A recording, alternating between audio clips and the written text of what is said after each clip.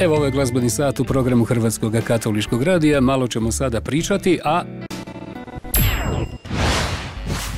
Tehnika!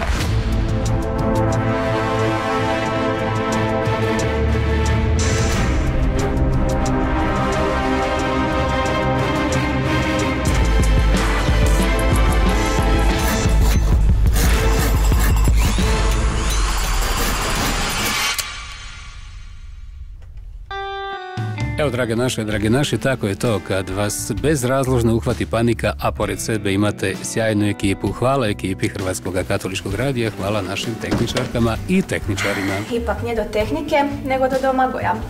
Ali nemojte mu to reći.